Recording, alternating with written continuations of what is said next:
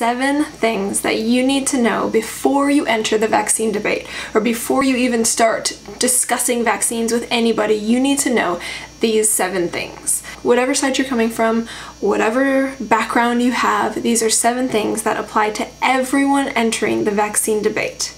Number 1, discourse is crucial to any sort of success. We need to keep an environment that people can discuss their opinions in. We need to encourage discussion. The idea of shutting anybody down, or calling somebody stupid, or calling somebody unintelligent, or just being rude is not going to help any part of the situation. Both sides have valid concerns.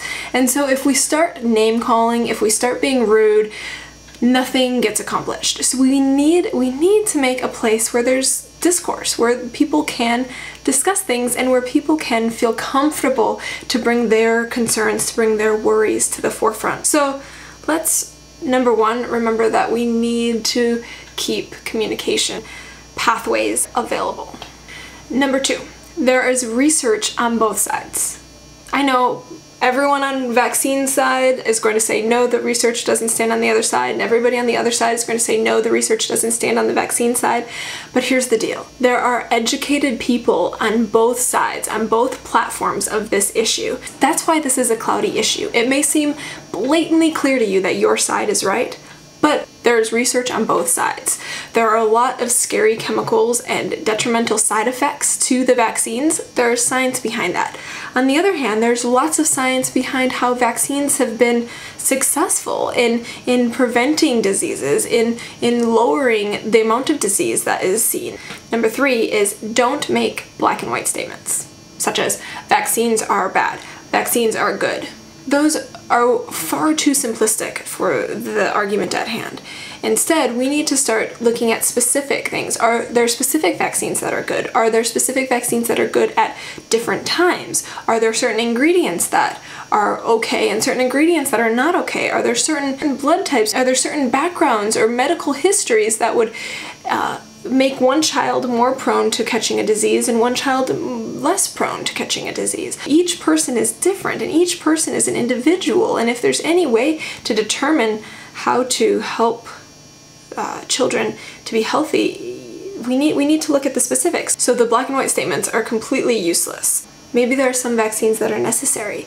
Maybe there are some vaccines that are not. Maybe they should be administered in a different way. The question is not, are vaccines good or bad? The question is, are we using them properly? Are we administering them properly? Tip number 4 for entering the vaccine debate is don't be a hypocrite. There is no question, there is no doubt that children need a nutritious diet. They need less sugar. They need less processed food. They need more activity and action outside. They need nutrition boosting supplements and vitamins and all the types of things. They need proper sleep. They need a proper home. They need natural immunity boosting things that parents disregard.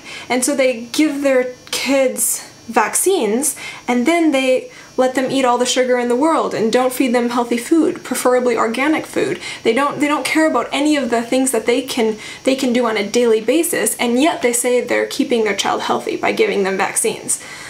That's hypocritical to me. If you're going to argue that you're trying to keep your kid as healthy as humanly possible and vaccines are the part of that, then make sure you're also doing the other side of things, making sure they get sunlight and making sure they get good food and sleep and activity, making sure they get fresh air, making sure they get less dairy and meat, making sure that their bodies are getting as much help as possible, not just through vaccines and medications, but through natural means. The vaccines don't give your child healthy immune systems. Vaccines can do amazing things. They can help your immune system prevent diseases.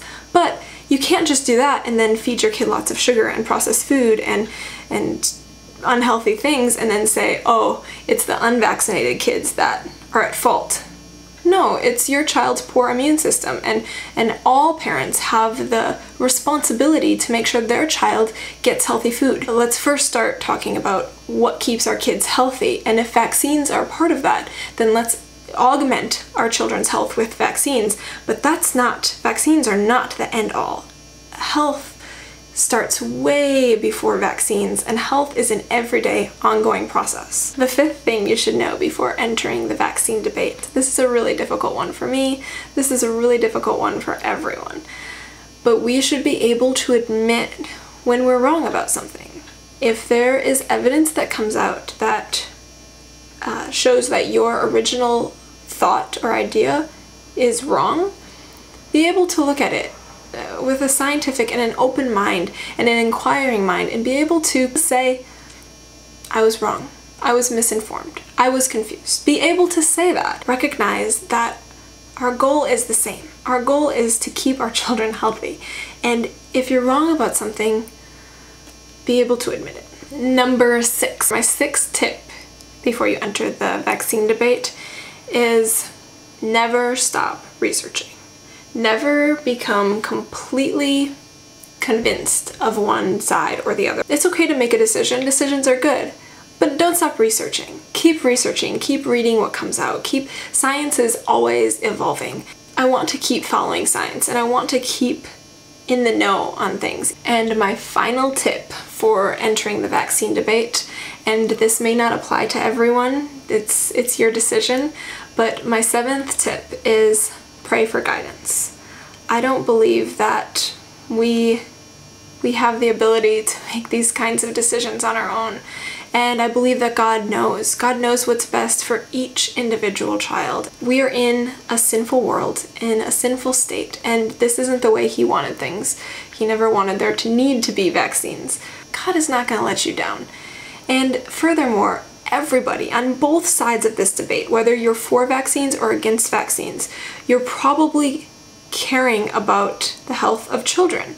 Every single person that researches vaccines cares about somebody in their life, cares about a child, cares about a baby, cares about a life, and they care about that life being healthy. You know, it might not be an audible answer, but He might lead you to the right research. He might lead you to the right answer. He might just give you a piece about a decision. Whatever it is, God will help you with making this decision. He cares about your kids. He loves your kids more than you ever could. So He wants them to be healthy, and He wants to help you be a good parent. He wants to help you make the right decisions for your child and for the children around you. Those are my 7 tips as you enter the vaccine debate. Number 1, keep discourse. Number 2, research every side. 3, don't make black and white claims. Don't make end-all statements, exclusive statements. 4, don't be a hypocrite. Keep your child healthy. Whether or not you vaccinate your child, keep them healthy. 5, be willing to admit that you are wrong if you are wrong. Number 6, never be satisfied with a final decision. Always keep researching. And number 7, pray. Because we can't do this on our own, but God can. With man, this is impossible, but with God, all things are possible. While I don't personally have my own kids, so I don't have to make the decision, I am going to be researching this, and I do plan to make some videos on what I discover and what I find. I feel like maybe I have a little bit of a removed opinion. I'm not, under any time crunches, so I just hope that this was something to encourage you, something to make you take a deep breath and realize that you can research and you can discuss this and still be friends with people on the other sides. And let's figure out how we can keep our children the healthiest they can be.